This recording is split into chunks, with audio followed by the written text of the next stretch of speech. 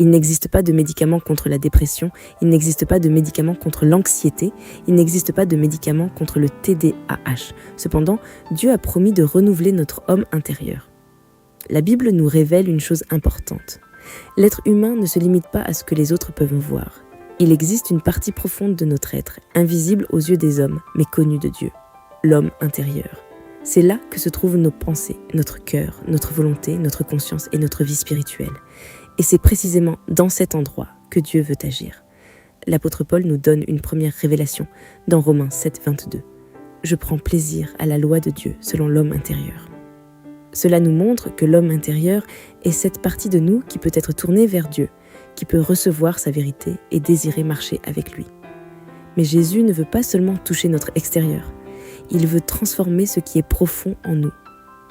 Dans Éphésiens 3,16, Paul prie « Afin qu'il vous donne, selon la richesse de sa gloire, d'être puissamment fortifié par son esprit dans l'homme intérieur. » La force que Jésus donne commence à l'intérieur. Il fortifie notre être profond. Il renouvelle notre cœur. Il agit là où personne d'autre ne voit. La Bible nous montre aussi que ce renouvellement est un processus. Dans 2 Corinthiens 4,16, il est écrit « Lors même que notre homme extérieur se détruit, notre homme intérieur se renouvelle de jour en jour. » Jésus est un Dieu qui renouvelle. Il n'agit pas seulement dans un moment précis, mais jour après jour. Il restaure notre façon de penser, notre manière de voir, notre identité et notre relation avec lui. C'est pourquoi Paul écrit dans Romains 12,2 « Soyez transformés par le renouvellement de l'intelligence. » Jésus travaille dans nos pensées. Il nous apprend à voir différemment. Il transforme notre compréhension. Il renouvelle notre manière d'avancer. La Bible parle aussi de cette transformation comme d'un changement d'identité. Dans Colossiens 3,10, l'homme nouveau qui se renouvelle en vue d'une pleine connaissance. Et dans Éphésiens 4, 22 à 24, revêtez l'homme nouveau, créé selon Dieu dans une justice et une sainteté que produit la vérité. Dieu ne veut pas seulement améliorer certains aspects de notre vie, il veut faire naître quelque chose de nouveau en nous. Cette transformation vient de son esprit.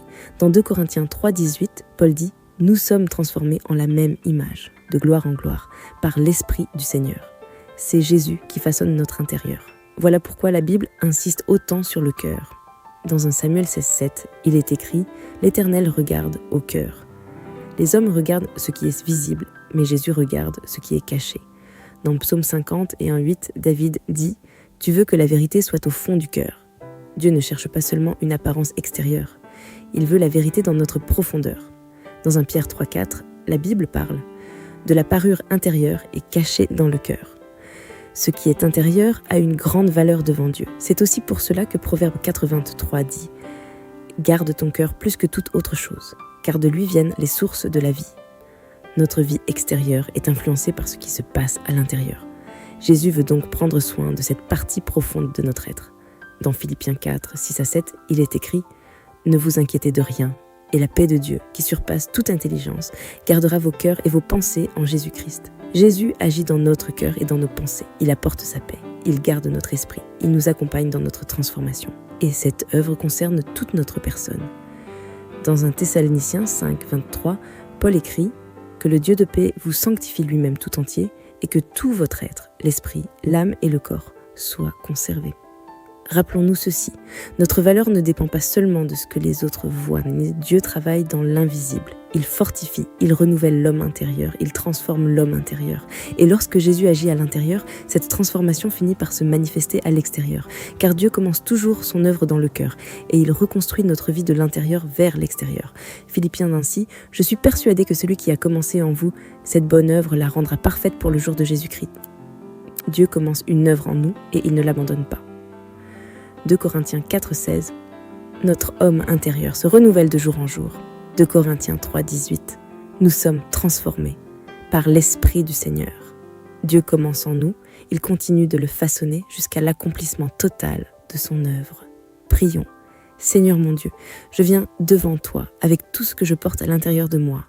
Tu connais mes pensées, mes émotions, mes combats et les choses que personne ne voit. Je te demande de venir